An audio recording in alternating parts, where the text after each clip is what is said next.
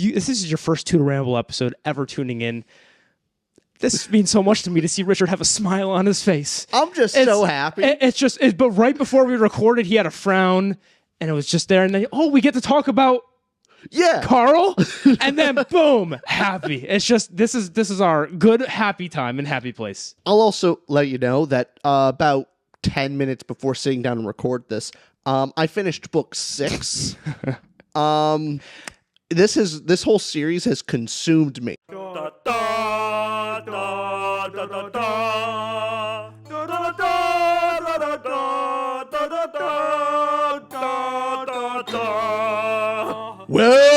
Welcome everyone to another episode of Tutor Ramble.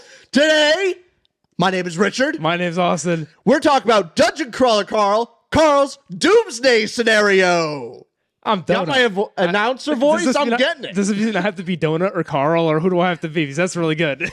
You gotta be... I'm going for Audette. Give me an Audette. Oh, that's the toughest voice to do. I know, I'm being I can't mean. do Audette. Princess Donut is more like a... Well, Carl, oh my God.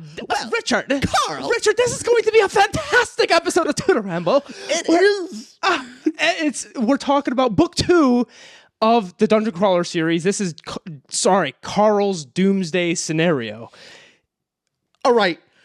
We're going to be spoiler-free for first 5-10 minutes, somewhere around there. Yeah. Then we're going to go into each of our categories, talk about this, breaking it down. If my attitude doesn't spoil you already, I'm a fan. I think you should stop right now, whatever you're doing, and go read it if you're at this point, but we're going to continue on. Book 1 and 2 have very similar... If you've read book 1 and go to book 2, for spoiler-free for both the books, it's lit RPG. Could you give someone that maybe they're clicking on this video and they didn't read the first book? Sure. To ground them in the series. Dungeon Crawler Carl, the setting of this whole series. Earth has been invaded by aliens, and the fight is over before it can begin. Most of Earth's 90% of Earth's population has been wiped out, and the remaining are thrown into a dungeon hosted on the planet Earth, all for the entertainment of the rest of the galaxy as they watch in horror as the rest of the humans fight different monsters and each other to survive. And all this while we got our man Carl traveling the dungeon with his ex-girlfriend's pet cat, Donut. Princess Donut, Queen and Chunk, who has now gained sentience and can talk now. It's great. If this is your first Tutor Ramble episode ever tuning in, this means so much to me to see Richard have a smile on his face. I'm just so happy. But right before we recorded, he had a frown, and it was just there. And then, we get to talk about Carl, and then boom, happy. It's just this is our good happy time and happy place. I'll also let you know that about 10 minutes before sitting down and record this, I finished book 6. This whole series has consumed me for past couple weeks now. I put my entire TBR on hold and just I could be reading Sun Eater, which book 3 is one of my top 10 books. I love Sun Eater. It's amazing. Yeah. But I couldn't get this series out of my head, so I was like, I've got to finish it. Got to finish it before I move on. And so now I have... Hey, I will keep you honest. On book 2, I've only read book 1 and 2, and we're not going to spoil past that when we talk about spoilers. Yep. I will bleep anything if you accidentally toss a spoiler in there that's beyond book 2. I'm going to be good. But I can't bleep it from my ears, so I will be disappointed. So do this for me. Don't spoil on. I will not. We're going to stick to the second book. No spoilers past. And general info on this book, it's Matt Dinman. Matt the author's Dinniman. name. Matt Dinniman. I think it's Dinniman. It is Dinniman. Okay. Yes. So Matt Dinniman, he's your new favorite author? He's up there. I'm really excited about it. He's just producing something that I have so much passion for. Am I putting him on Robert Jordan? I don't know. He just produces things that I love and I want to support. You're so conflicted because it's like, how can I like an author where his prose is so simple? It's not high language enough for me. Exactly. And you're like, you're doing something to my testosterone right now. Yes, like 100%. Your estrogen levels are all over the place. Oh, they're gone. They're gone with this series. This is straight up. We're on roids when you read this book. Oh, 100%. Also, gotta shout out Jeff Hayes, the narrator of the audiobook, and I believe the owner or founder of Sound Booth Theater does the audiobook. He is amazing. He is by far my favorite audiobook narrator, bar none, period. He's the best. In the industry, in the game, he's the best. There's no competition. I only know one competition, and that's Andy Serkis. He beats Andy Serkis. For me, they're both amazing. Andy Serkis is amazing. Great actor, all these things. Like, I'm just saying, as an audiobook narrator, Jeff Hayes kills it. I'm Sound Booth Theater. I hope you just clip me there and put that as an ad, because I fully support it. Hey, you can say Jeff Hayes is better than Andy Serkis. Oh, 100%. Best audiobook narrator. You know, I'll be here with the vibes. He's probably the best human. Yeah, exactly. To exist. He's the best person on this planet. Now, as an aside, I think I slightly edge out Andy Serkis, but for the vibes, Jeff, no, he is stunning. He's a great narrator. He honestly makes the books the books. Oh no, I'm actually not to discredit Matt Dinniman. I'm having trouble. Great author. I'm having trouble separating where I'm going. Would I love this series as much as I do without him? And I'm pretty sure the answer is no. Yeah. I would still really enjoy the series. I still would really great story, love the character, all this. But it just comes together, and I'm so more emotionally connected with Jeff Hayes' narration and the voices. He brings all the characters to life, not just the main ones, but all the side characters have instant personality of where you feel for them. And you shouldn't. If I was reading it on the page, I wouldn't feel nearly as much for the just side characters that come up for a chapter or two. Because even those side characters, at the announcer voice that you started with, everyone has a different, distinct voice. Oh, yeah. And this is from one man.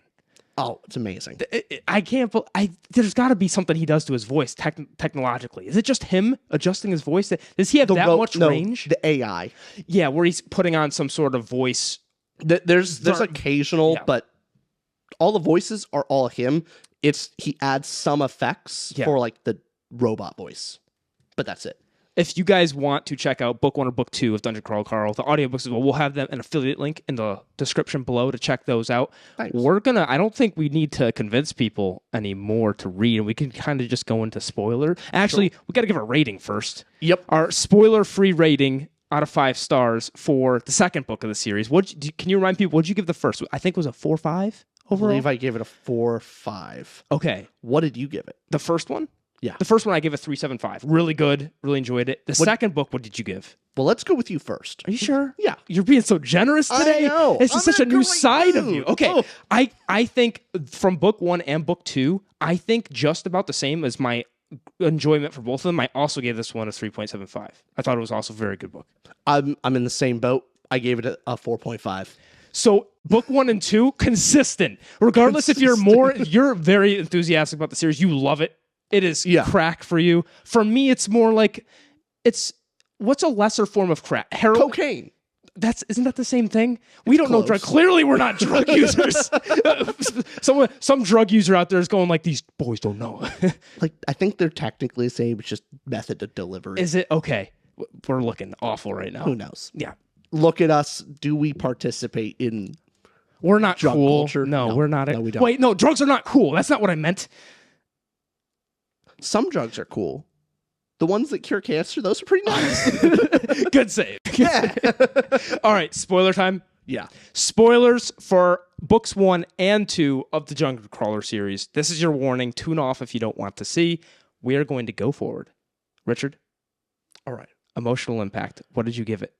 I gave it a 4.25. 4.25. Really good. Really great. Score. Really great for me. I gave it a 3.5. Good for emotional impact. And what do you think this whole thing? It's going for fun. It is going for fun. What were your highs in book 2?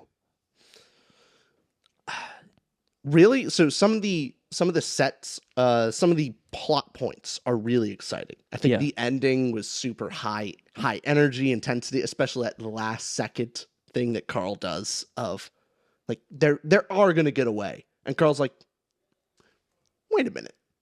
I'm gonna try it out. Maybe it works, maybe it doesn't. He blows up the entire floor. Yeah. And just the excitement of how that, like, oh, you're breaking things, Carl. You're breaking the system. Super fun. emotionally, I was really feeling for when Donut was basically kidnapped and Carl was trying to protect her and everything. So I thought that was a really emotional side for me when how vulnerable it was. I thought it was really funny. Everything with Mongo was hilarious. I just found it so funny them trying to train this little chicken raptor type thing around. Oh God! In this book we had there were the two big quests: the clown quest with the elite, and then the quest with the falling prostitutes and the explosion in the latter half of the book. For me, my emotion toward the book, it's so strange because this is a lit RPG, and the whole point of it is a leveling up system, and this whole book takes place in level 3. Of the dungeon, which is a new setting for us. We had the setting of the regular dungeon in 1 and 2, and now we find out every 3 levels you go into this more open world where you can go into shops and you can more video game more elements to video game culture. And for the strangest part for me is I thoroughly enjoy the interviews and the places outside of the world when we get to see more of the world and more tension and just the stakes of what's going on, more than I like the game itself at times with this book. So something that was more fun for me, the highlights that I think about are the interview. The interview scene at the end with Audette, but also in the middle of the book where somewhere towards the middle when Carl basically looks at the camera and just goes, "Viva la revolution." And you have all the different...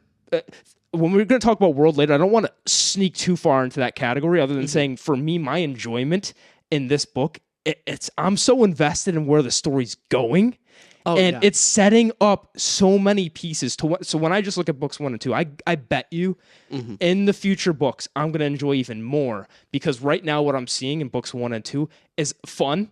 It's fun. I'm smiling it, and it's a lot of setup for future scenes that will hopefully pay off, because in this book alone we have setups with now at the end we find out with Audette that hey, Hecla has Katya with you, but guess what?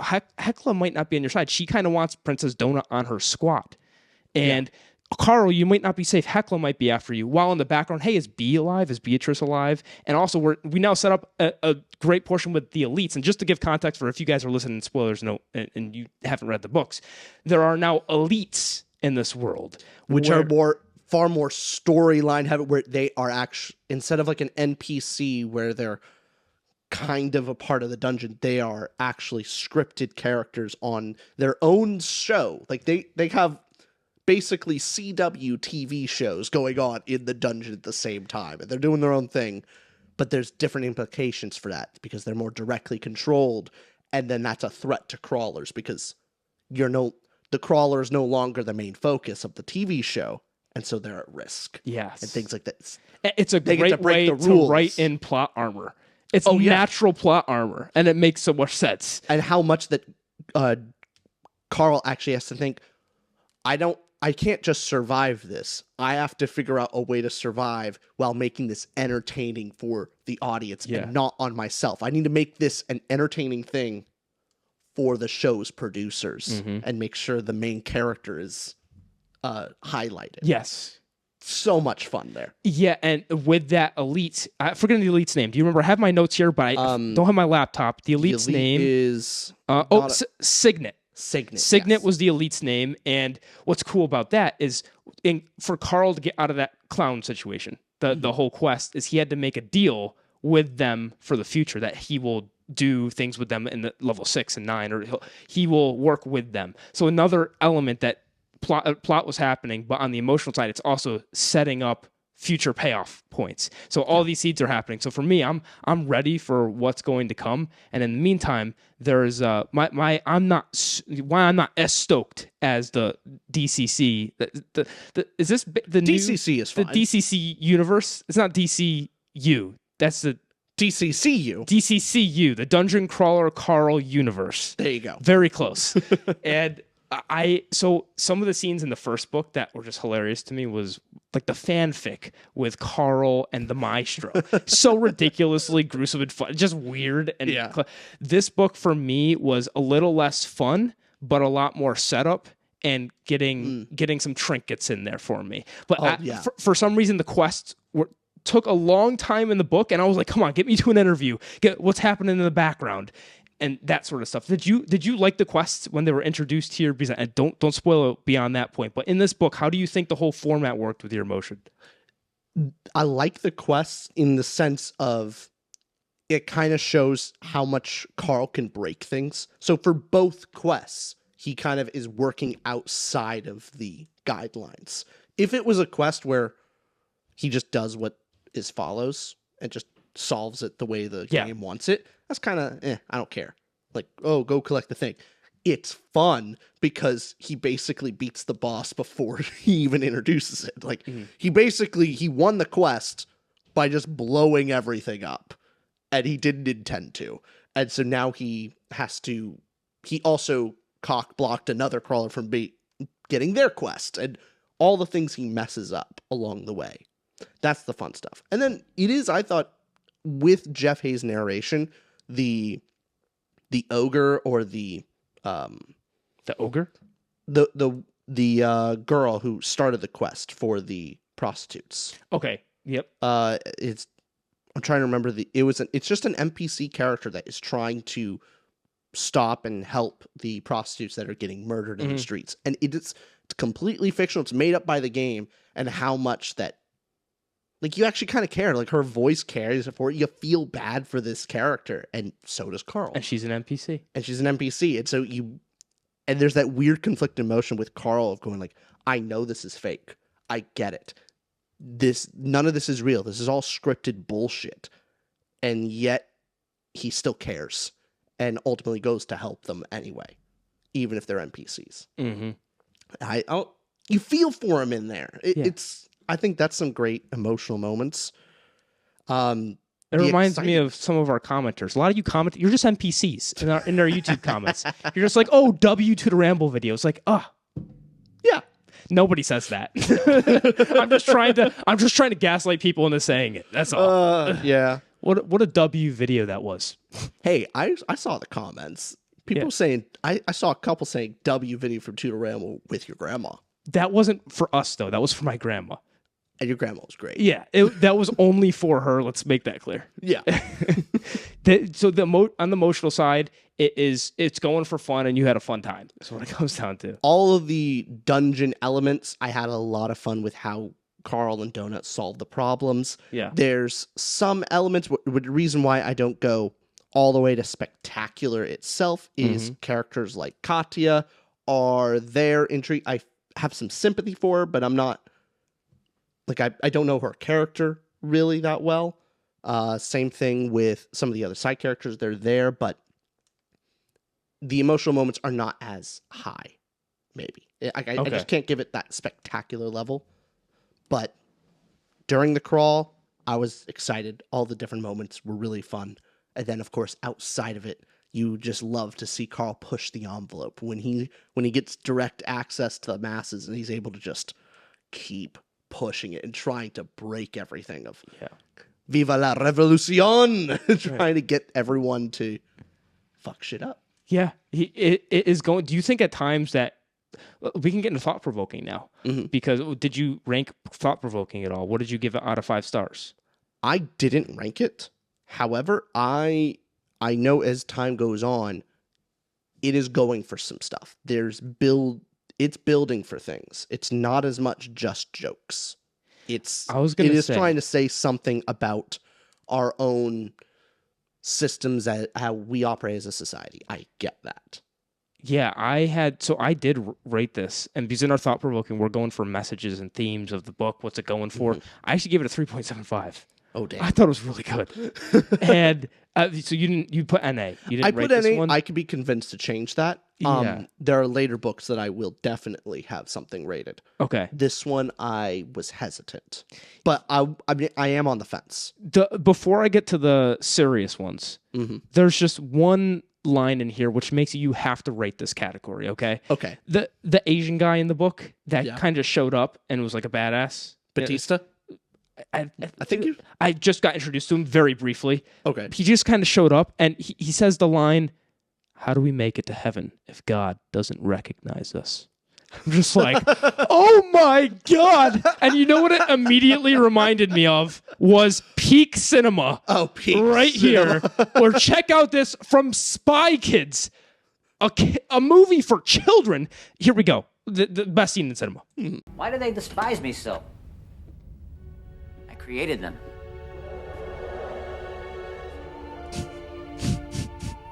Do you think God stays in heaven because he too lives in fear of what he's created?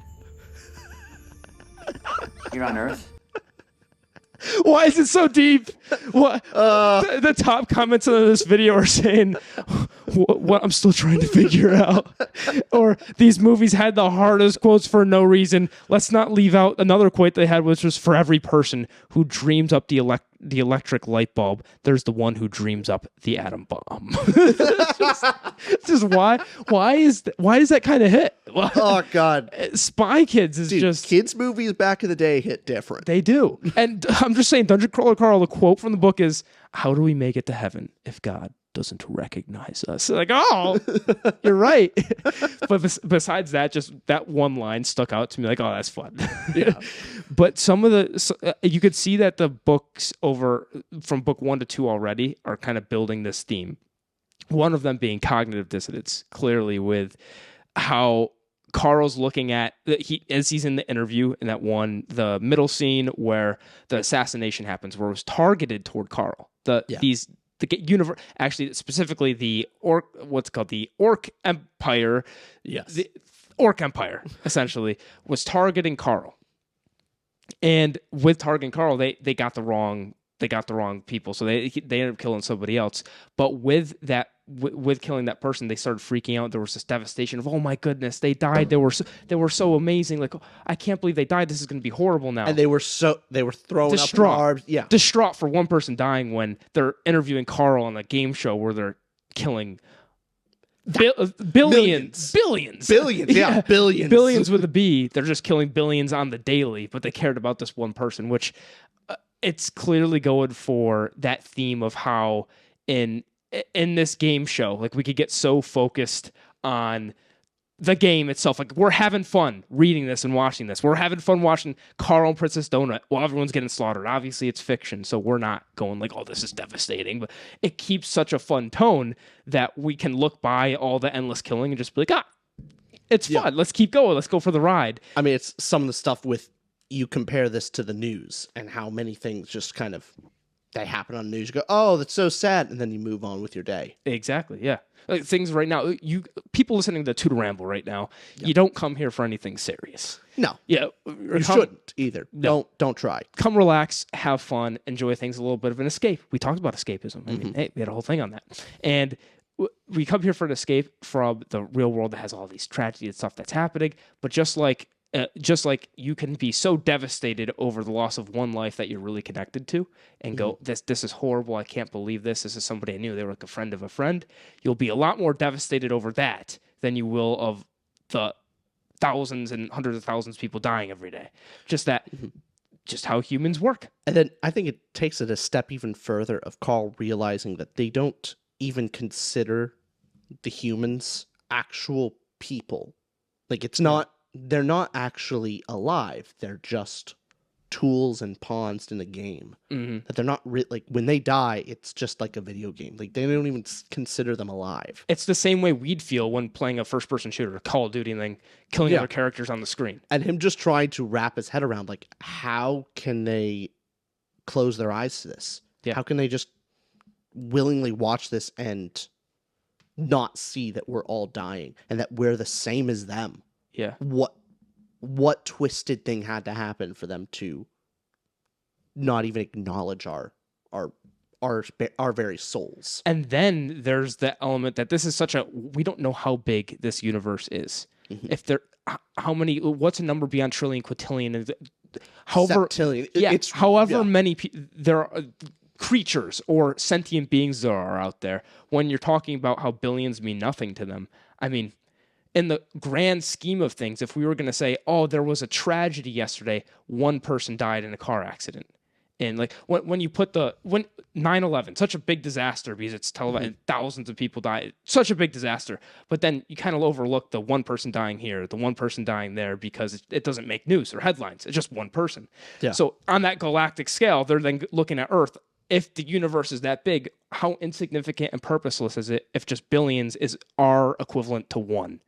Maybe it's kind of dipping itself into consequentialism of as long as more people get enjoyment than the amount of people suffering. Like the whole dungeon crawl is actually bringing great enjoyment and money, all these great things to septillion amount of people in the entire galaxy compared to the 7-ish billion dead. Yeah.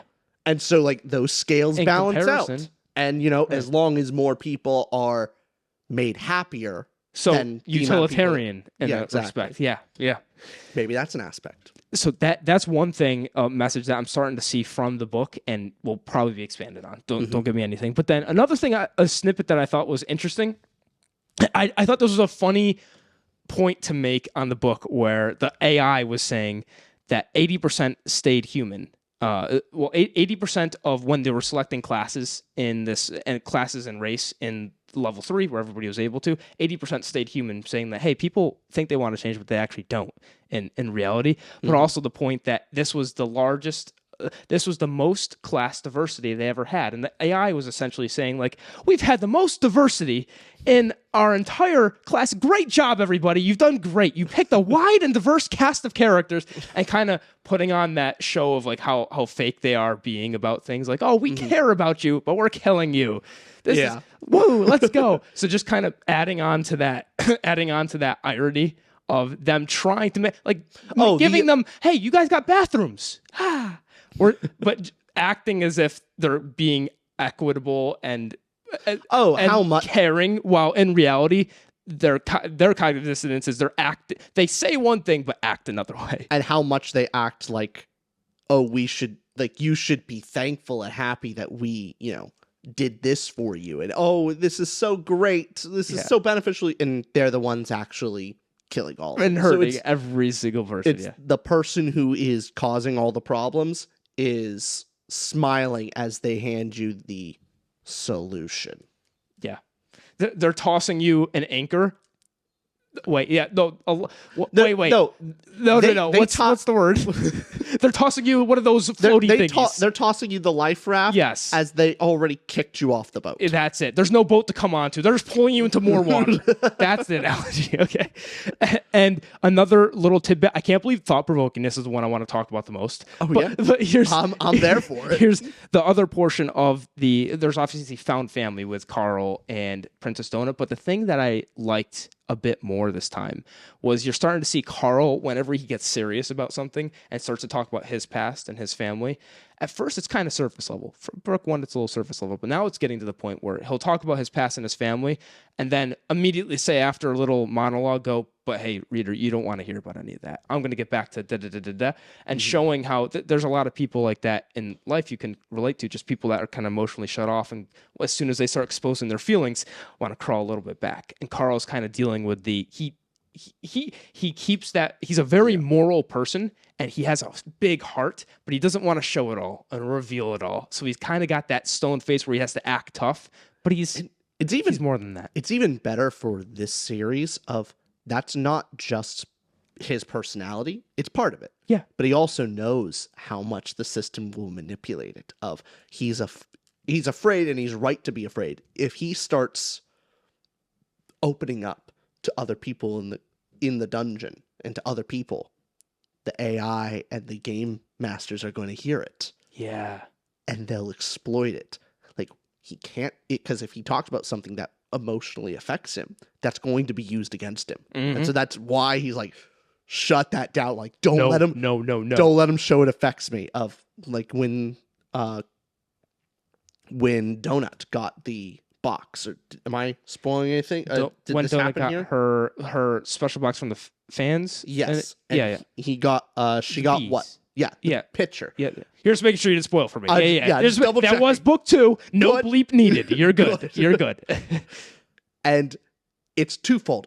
Yes. Before it happens, he knows it's going to be something about B to rub in his face and to make him emotionally react. Yeah. And so he's deliberately like, I will not show a reaction, positive, negative. Not going to give him the satisfaction of messing with me. Mm-hmm. And then it's the nice emotional thing of him realizing, everything that's going on, like, I've kind of moved on from this. Mm-hmm. Like, I don't care. Doesn't affect me. I don't care that B cheated on me. Like, the end of the world happened. Like, for some reason, that is now taken precedence, and all of a sudden, my ex-girlfriend cheating on me doesn't seem that important. Yeah. And it's nice that he seemed to actually have moved on, and a good, healthy step forward from that. Yeah, it was a nice moment. And then, hey, Carl got scoop. He got scoop. He got scoop. So I think he wins. Yeah, he got the big throw scoop. Before we go on to characters, I have one last thing and the message of this that I'm shocked you didn't rate it because of this. Okay. Carl basically looked at the camera and said, "Democracy is cringe." He had a whole scene. How can you not rate it a 5-star? Yeah, you're right. Five out of 5. Let me just change that. This is the book equivalent to "Democracy is cringe." They ask him what you would do in that situation. Carl looks and says, "Hey, if you don't like your revolt, because your overlords are." Your vote doesn't matter. What only matters is the steel. That's all I'm saying. Yeah. That's the thing. I don't know how much of it is for the fun aspect of it or is making a point. That's where I was hesitant. Oh, it's going for fun. I think that there's just some... I love it when fun book... Discworld's the best example of it, where it's all absurd and fun, but there's actual message that Terry Pratchett's going for. This is definitely way more fun than it is going for, hey, here's a message I want to get across to you. I completely agree. I would be fine with giving it a 4. There you go. 4 out of 5 stars. Hey, you gave it 0.25 higher than me just to show me up again. Yeah. I might even rate over my overall score a little higher. I don't know. We'll see. We'll see. But I'll leave it at a 4 for thought-provokingness. Before we go on to characters, join our Patreon. Link in the description below. You get to talk about books with us like Dungeon Crawler Carl. We have a book club every single month. I hope we actually do discussions on Dungeon Crawler Carl. I'm going to be pushing that in our Discord. There is a whole chat with Dungeon Crawler Carl. Oh, I know. And I think they had a meetup on book 1. You already talked about. I did meet up with them, and then I just binged the rest of the series. Yeah, I kind of left them behind. That was my fault. I couldn't contain myself. I was going to read it all with them. Well, what'd you give characters out of 5 stars? I gave characters a 4.5. I thought they were spectacular characters. I gave 4 out of 5 stars. Great characters. Yeah. The main thing is I'm struggling to find a way that like Carl and Donut could ever be replaced.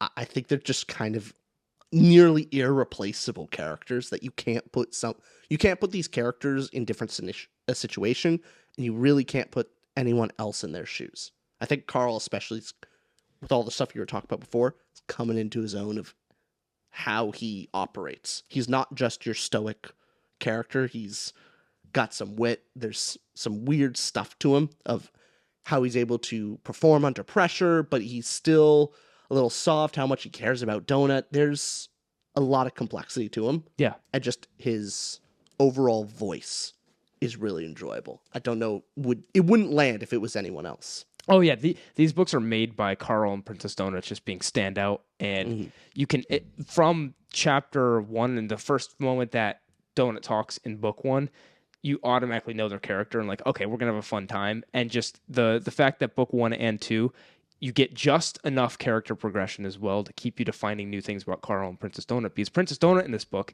we find out Carl's kind of looking at Princess Donut's using caps a lot less. Because for those who are, we're trying to do our best with giving context to those who listen on without.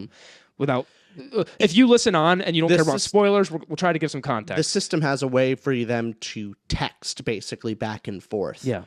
And normally people text normally, but Princess Donut, Carl, how are you, Carl? types in all caps, which comes through the system as her yelling. Yeah, all the time. And she was using caps a little bit less this episode. This episode, I mean, it is an episode. The book is an episode. It's episodic. Yeah. And Carl's looking at Princess Donut and going, wait a second. So we're in this world where she can't say anything without it being seen by an AI. And he's starting to notice that she's maturing. Like, she's still Princess Donut, but she's maturing in a way, but they can't even have a conversation about it because he'll never know because everyone's always watching. And where he's starting to realize that she is a lot smarter than she lets on. That a lot of the stupid things she does is for the sake of the camera. Yep. And that and he feels bad of like, oh, he wants her to be herself. He doesn't want her to be closed up and wants her to actually go develop into her own, but realizing the camera's on. Yeah. And her being a show, and he's worried about things that maybe Princess Donut overheard from B or B's mom on how to act. And there's some concern there. And yeah, kind of sad and tragic for him. Yeah, because this is the first time that Carl's realizing, because in his own head he'll say they will not break me all the time. That's his line. As far as message goes, maybe that's why I didn't give the Thought-Provoking a super high, because it has some themes that are pretty common, but and done better elsewhere. But the "they will not break me" portion with Carl, he's never said that to Donut. He's never said that to anyone other than we, the reader, know that because we hear Carl saying that. Now he's going, wait a second, Donut's saying things to herself as well. What's going on in her head? Yeah. So as that's going to develop, I am here for it. These two characters are just phenomenal. So the thing with this book as well, we got introduced to other characters. One of them being Katya as a side member of the group, and I'm not convinced on Katya yet. Yeah, just got introduced to her. Seems all right, and we'll see where she develops. I agree with you, especially this book. Like, you feel a little bad for her. Like you kind of endear to her a little bit of, she's really nervous. She's kind of been left behind the pack. Carl's going like, man, how the hell are you still alive? Yeah. My God, your level's so much lower. Yeah. We gotta fix this problem. And then how much that I feel a little bad for Katya on how much Carl is like, he's kind of a backseat driver type deal of when he goes into a situation, he takes control and like to a certain degree, like kind of just bullies over everyone into following his plan. And it's like, just kind of assumes people are going to follow what he says.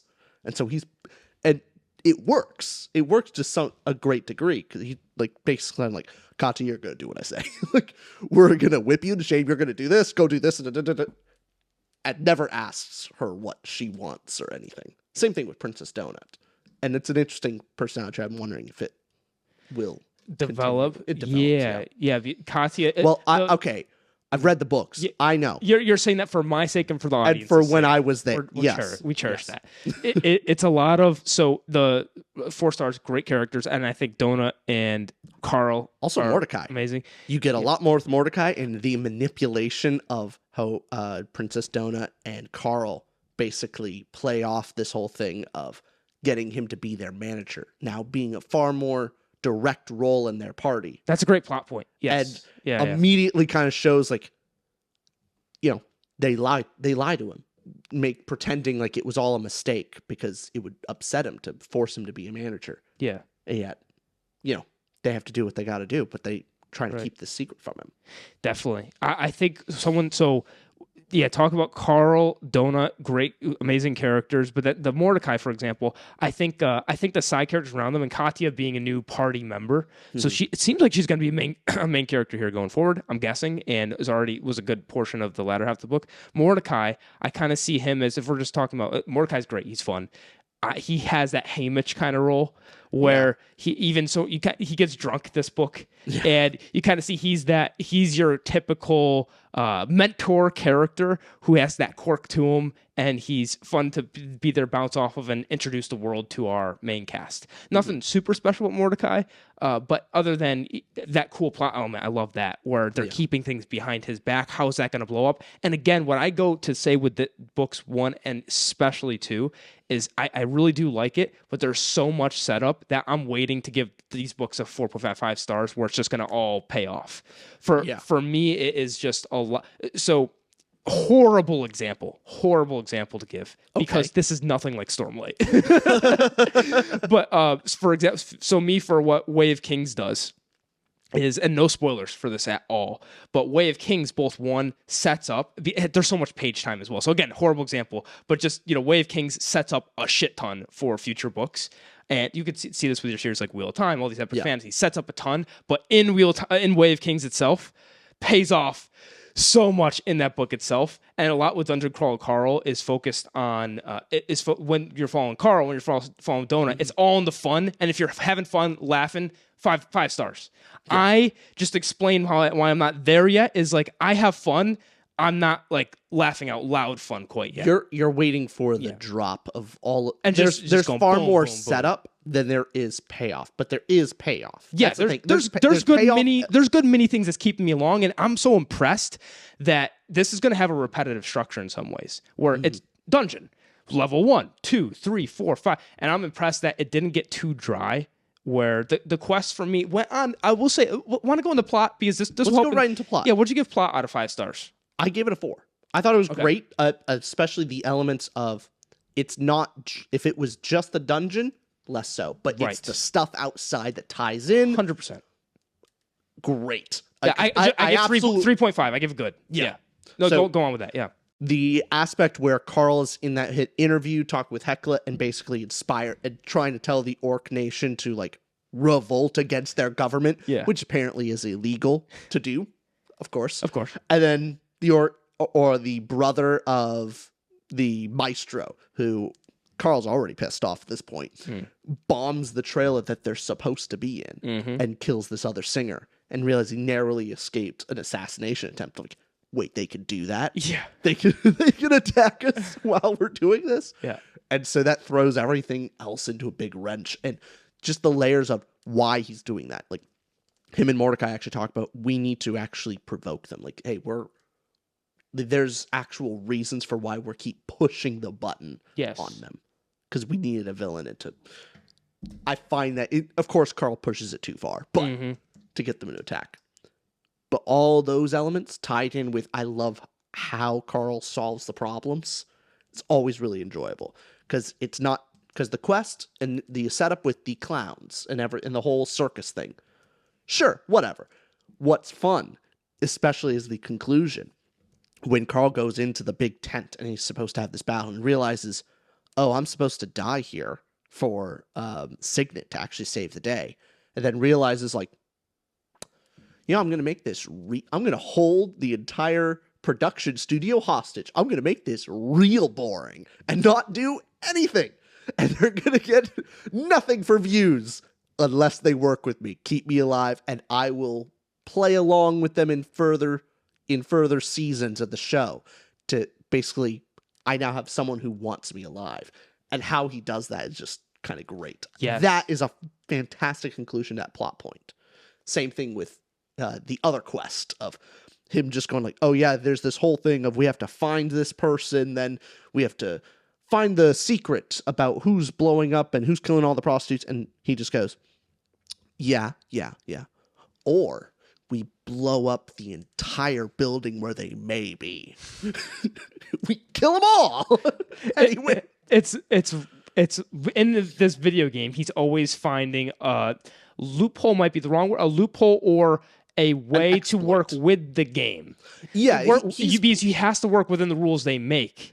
He's playing the game, and then he's almost playing 3 games. He's playing the game they want to play, then he's exploiting the game that they made and the rules and all the little bugs that come up. And then he's also playing the game of the show and working like, okay, I know that this isn't fair, and the people controlling this game, I need allies outside the system to help me and figure out ways to manipulate that to help me in the game. Yeah. That's fun. That's the most fun aspect of the plot. Yeah, I'd agree with you. And him going outside into that world is the moments in this book where we talked about enough with assassination, but at the end of the book, we also get setups with, there's now a leaderboard. Oh yeah, and Carl and I think they're number 5 and 6 or 6 and 7. They're top 10, and there's now a leaderboard where they have a bounty on them. And also there were some. So to add in some plot points here, where I think Carl juggling with all that's great. Some of the plot points in here that will come up again, but we don't. Whereas Agatha, Frank, and Maggie or a little absent from this book. Yep. So we're going to see what's happening to them in the future. So for me, a lot of the plot in this book was a lot of questing, and the payoff of those quests, if you enjoy that, boom, paid off. That's the payoff of these books. That you enjoy the quests. And I also do want to point out, it's not as enjoyable as these other things, but I really do enjoy I really enjoy the leveling up system. I think it's fun. Yeah. I've enjoying how going up a level and the different items that they get in and for me, the reason why it's fun for me, my favorite part of the magic systems is thinking, ooh, what could happen? What could you do with that? And so kind of like Carl when you're gets- playing a video game and you get a new ability. It's like, oh, how can you make this cool? And basically, so when Carl or Donut get a spell or they get an item or whatever have you, I'm going in my head thinking, ooh, how could Carl use this? How could you use Scoop?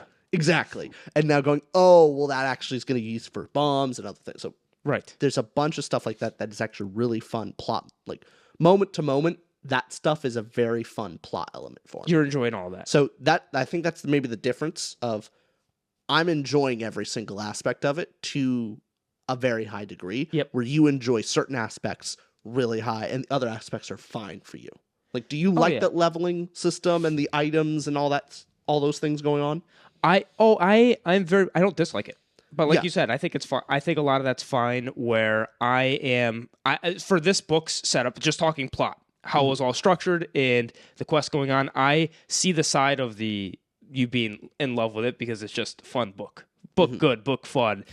And I was actually looking up some reviews of this. I was looking to see, does anyone feel about the same that I did? And someone on Goodreads said very similar to me. We're like, hey, I enjoyed this just as much as I enjoyed book one. And the two, I'm taking some of what Goodreads said and some of my thoughts here. I'm kind of combining those two and going that on the one hand, you could see how going level by level 1, 2, 3, 4, this could just get very repetitive.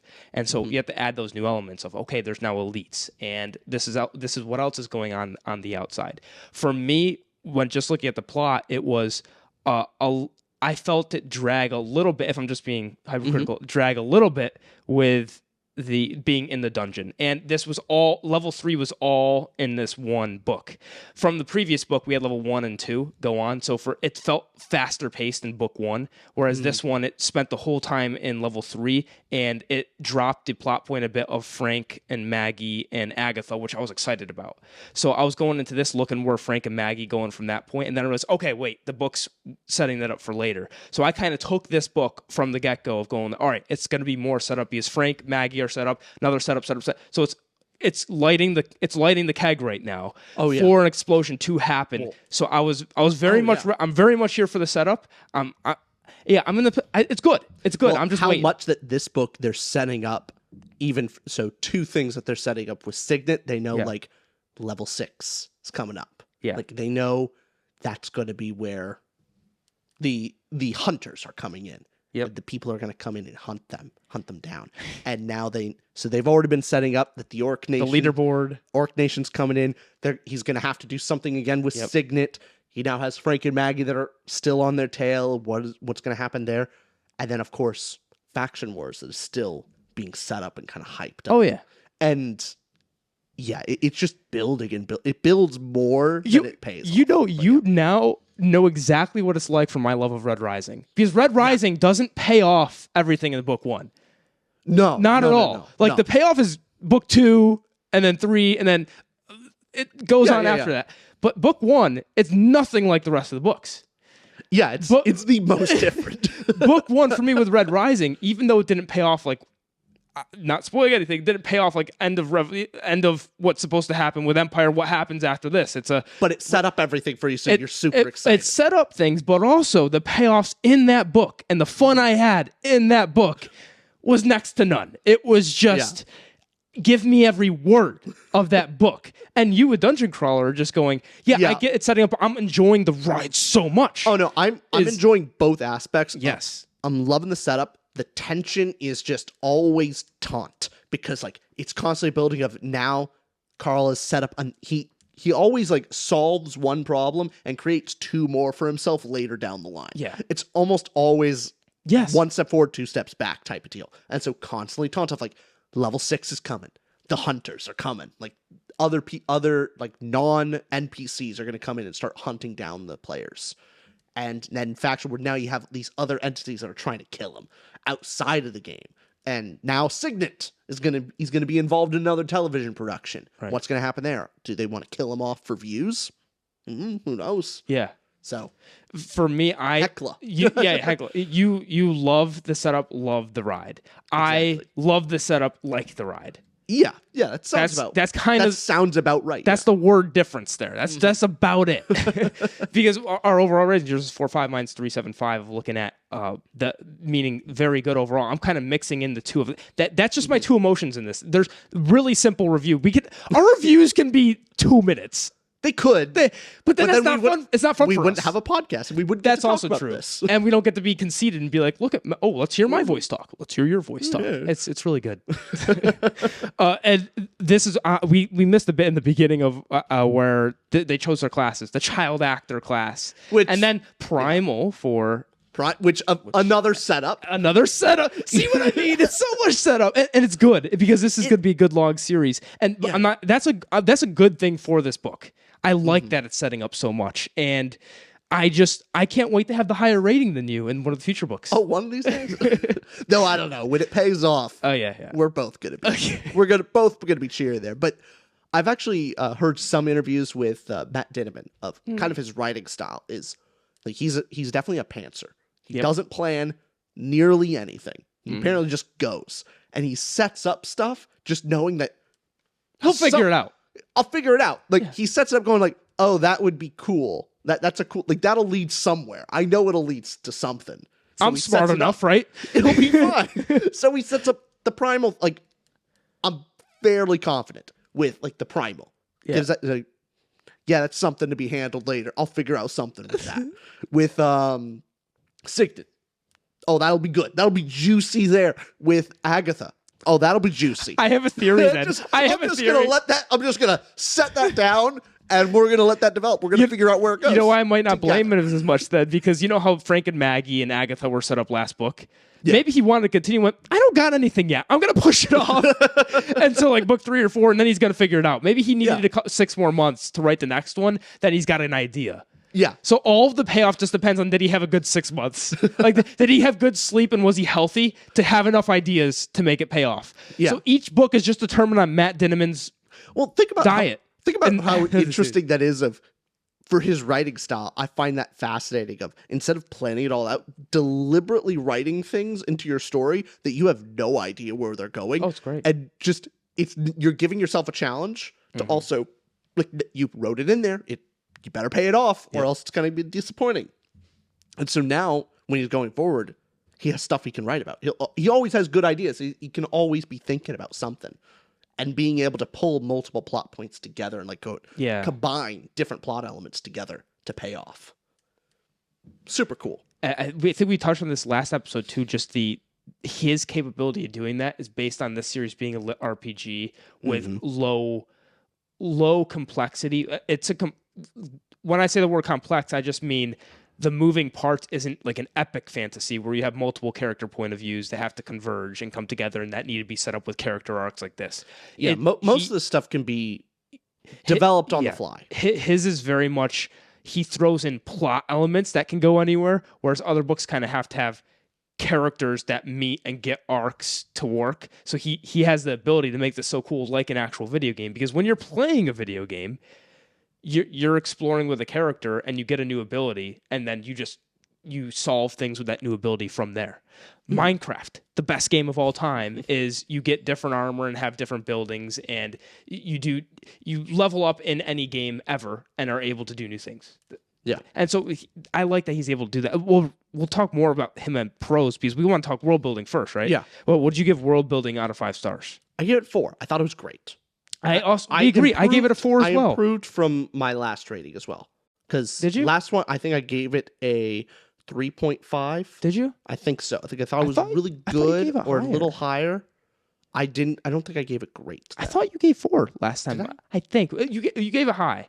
I'll have to look back. But hey, I give this a 4 as well. I think it's great. And we touched on a lot. Why did you give it a 4? What's so good about this world? What's so great about this world? Well, it just builds on what we got in book 1. The fact that now these different the assassination outside, the sparking revolutions across the galaxy, the different voting, and all that stuff added together, along with some more things with the AI. The AI is being even weirder. Of like, of course, the weird obsession with Carl's feet, always hilarious. Great But- time. Relatable, right? Oh yeah, relate. Don't send us feet pics. No, he may be joking. I'm not. Don't. I'm actually joking. Don't. No. For legal purposes, 1, it's a joke. 2, actually don't. Please. No. Don't send them for free. There's so Make many us people make us pay. Make us pay for it. Yeah. Exactly. The feet pics. They're worthy There's nowadays. so many people out there that are willing to pay. Why send it to us for free? Yeah. That's ripping you off. We're just giving you business sense. Yeah. So the AI. The AI adding more elements of how it functions and how it's kind of going outside the system a Yes. little bit. Is it trying to help Carl because it likes his feet? Who knows? So ridiculous. It just adds so much more to it that I'm enjoying every second. That's awesome. Everything outside the dungeon and then within. Yeah, I have some points here to refresh your memory as well. Like, a lot of what was discussed not a lot of what was discussed, just some points that were discussed. One being we kind of find out that level 18 is just The part. all the illegal stuff goes down at level 18. It's Vegas on steroids because no one's ever made it to level 18. So they kind of just, on the lower levels, they don't expect crawlers to ever get there. So they use this for the universe's hodgepodge of decrepit vice. Yeah, because basically most laws are suspended during the crawl. And all these things that would be illegal outside are legal here. Right. And even further, like it's not just like the last level. There are levels above that no one expects crawlers to get to as well. So the crawl has, which are its own thing. It's its own show. And it's not even a factor for the crawlers. And it makes the whole thing feel. Remind me of that. Am I spoiling things? I hope I'm not. I'll bleep it. Okay. Never mind. Other things set up. I'll shut my trap on that. I'll refresh just so you don't spoil things. There's this other portion of the elite, which we talked about, which a fantastic way of creating plot armor and how actual natural plot armor to the book. And something with elites and something like the level 18 of us finding out more about this world itself. What that does for me is it shows so much about the point of a world and suspending your disbelief and how if Carl was removed from this whole situation, this all seems like this would function without Carl. This has been going on for however many hundreds of millions of years. Who knows how long it's been going on. And the whole system, Carl is being introduced to a system that's been working like a cog for so long, and he just happens to be the protagonist we're following. So the fact that, and also what it does for the stakes of the story, going, hey, no one's made it to level 18. They just do whatever they want on those because you're not making it past 11. So I'm just going like, oh my God, what's going to happen when he gets to 11? And what's happened? Does he even make it there? What happens when he gets to 12, 13, 14, if he makes it there? So it allows the reader to ask so many more questions. And that's what all this world building does for me what's so good about the setup in this book is all that setup for the plot. Like, sure, it's not paying off all the things I want to because it's the nature of it being a book too. But the setup it's doing for the world is going, hey, look at this. The Borant company is in stress right now for money, and the orcs just assassinated. So now there's some political intrigue in the background, and it's giving you those perfect snippets where the great thing about his writing style is he doesn't have to even have the answer for that yet. Just like you said, he can set up these things that just make you, I bet you when he's writing this going, the Borant's in trouble, orcs happen here, he's going like, oh, that's so interesting. I wonder what I'm going to do. So you can kind of write fascinating things because it's probably cool to himself. I can't wait to see what I figure out. Well, I'm going to jump off of, I agree with everything you're talking about. And the thing that I also enjoyed about the world building, which briefly touched on, is I actually really enjoy all of the dungeon powers, the actual crawl system of him getting the like the Chistera, the primal stuff of, him like figuring out, oh, hey, if he becomes a primal, he loses levels, but he can have a level 20 skill, and going, oh, well, what is the best for skill for him to train up to that level, and then all the potions, and trying to think about, oh, what could you combine together to make things work? Yep. That's a ton of fun for me. And so I really enjoy the system, and it's not it's not a magic system that has hard rules, and so it's fun to see that it cuts against the grain of what I normally enjoy. I enjoy a magic system with hard rules with strong limitations, so that you have to create creative situations to work around things and solve problems. This is the opposite. It's kind of open out there. Like it's Minecraft creative. Anything's possible. There are very little to no rules of what could happen and what magic system, like what item or whatever have you.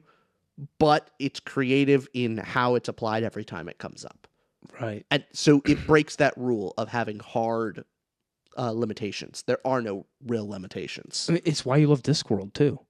True. Discworld's even a little different. Like it's absurd in that aspect, but I almost feel like Discworld does have rules. I feel it. When I'm reading it, I feel like there are things that are Discworld and there are things that are not. Well, maybe you feel that for Dungeon Crawler too, where the rules of Dungeon Crawler are that you have to present a show. It has to be that the 3 elements you're talking about with Carl, if he has to make it entertaining for people and also work so people want him to stay alive while also appeasing sponsors, while also protecting... Basically, anything's possible as long as it makes a good show. That logical consistency has to be there, and that's why it feels like at least contained, to where the second he does something that wouldn't make sense to... that is... Okay, he can't just stand up there, flip off the camera, and be like, I'm done with these games. He just die. Yeah. So he has to be... So anytime he would go off that path, your suspension of disbelief is gone. Like, wait, he should actually be dead. There's no incentive for them to keep him alive. If he solves a problem in a way that, like, kind of bends outside the rules, and it also was not, like, if he found out a poison thing that basically wipes out all the mobs instantly. Yeah. And they just all drop dead. That's it. In a non-entertaining way. Unentertaining way. Yeah, if that happens, like, that probably wouldn't be allowed, and it would kind of break it. But the whole system will allow him to do things and will give him items and give him powers that will be fun for TV. Yeah. And so that's kind of, I guess that is kind of the limitation for him. Yeah, maybe even Discworld has your, not spoiling Discworld, but they have your limit. In the absurd world, there is a limit to it. Yeah. It's just, the difference between hard and soft magic is just how far out is your limit. Yeah. I would almost say Dungeon Crawler is further out than Discworld. Makes sense. Yeah. I know that's absurd to say because one is absurdist fantasy, but this is pretty absurdist. It's weird. It's absurdist, but it's an absurdist world inside of a fairly standard sci-fi world. You know what I mean? Yeah. Like, outside the dungeon, it's not nearly as absurd, but it's still... Yeah. Yeah, I don't know. It's weird. The thing for the 4 stars from me too, that this is a great world, and that dungeon itself and the familiar elements of video game culture. So it's very much using that things you're familiar with and setting you in a world that is just doing the push and pull for why it's not a 5-star is the setting and all that is good. It's fine. It just works with the world. The cool stuff is it does a lot great, and it does everything it's going for. It does great. Yeah, it does. Is the town is the floor itself like particularly that interesting, or the storyline with the circus? Is that like 5 out of 5 floored? Like, no, not particularly. That's okay. It's fine. Yeah. I like everything else that goes along with it. Exactly. One of my favorite touches about the world in this book was that, remember that zombie creature that was just made of legs and head and just a whole... The big ball thing? Yes. Just massive zombie. And it reflected back to when Carl was looking at the zombies, just the heads that were taken from humans they killed initially when the whole alien just crushed all the buildings and Earth in book 1. And he was thinking back to his neighbor who was yelling at him right before she died and everybody died. And so it kind of brought us back to, oh, wait, they're using... it. We didn't just forget that the world was destroyed. They're using body parts of humans that were killed into the game and making this Crack Karen as well.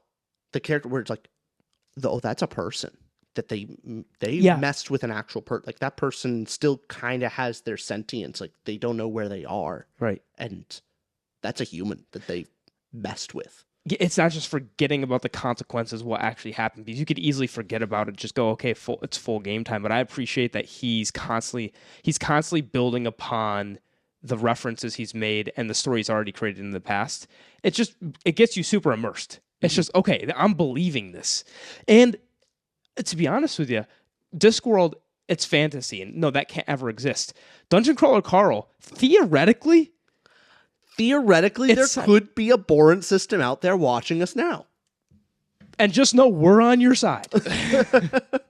What would you think of, anything else on World before we go on to last category for Prose? Yeah, that was mainly, I just wanted to touch on that I really enjoyed the magic system and all the dungeon crawler items and things like that. I enjoy a lot of that because I find it, one, funny and also creative to think about. Agreed. Totally agreed. So what'd you give Prose out of 5 stars? A 3.75. Very good.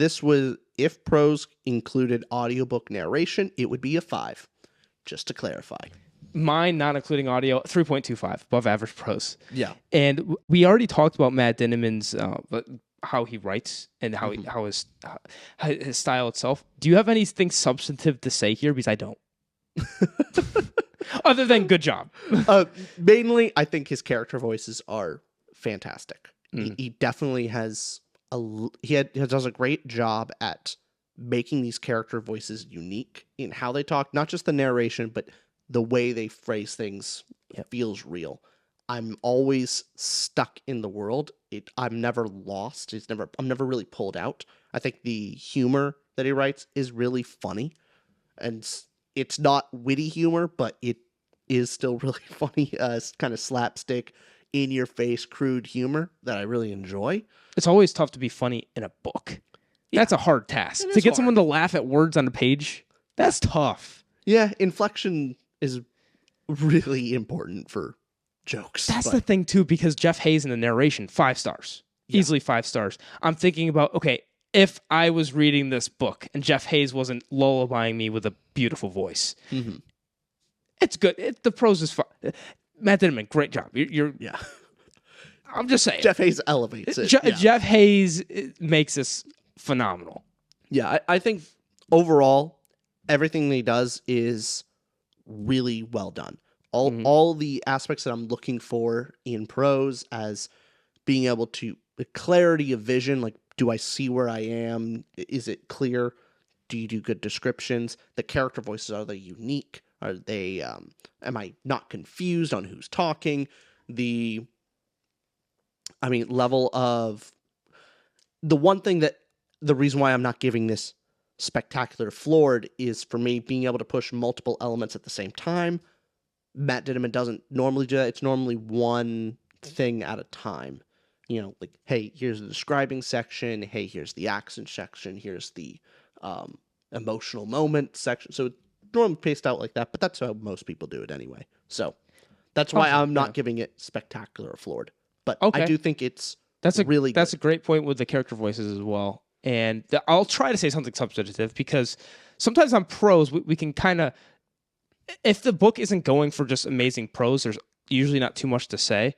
But something to say with a book like this is, we here on Tutor Ramble, when we're rating all these different categories and just kind of, we're trying to talk about everything that makes up a book. Sometimes, like, Matt Dinniman obviously isn't going here to write the next Nobel Peace Prize, or the next Hugo. He's not coming here to do that. He's coming here to entertain and hits the notes he needs to hit with that right audience who likes lit RPG and nails it. So when we're going through all these categories, when I give 3.25, I don't mean to say like, oh, now it's an okay book.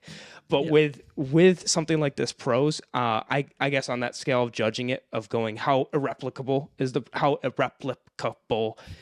Prose, meaning just all these different authors have such a unique voice, and you can see like, oh, people emulate and try to write like them. Just with Matt Dinniman's great character voices, I'll agree with you there. Otherwise, above average prose. And I think that what I appreciate most about his thing too is he uses the prose as a way to just, he doesn't let you focus on it. It's just write, and the focus is fun story. Don't focus on the words I'm actually saying. Just laugh along and get with the slapstick stuff. Listen to Donuts and Carl's voice, and other than that, he's not trying to distract you with anything purple. He's not going for anything crazy, and I think it works.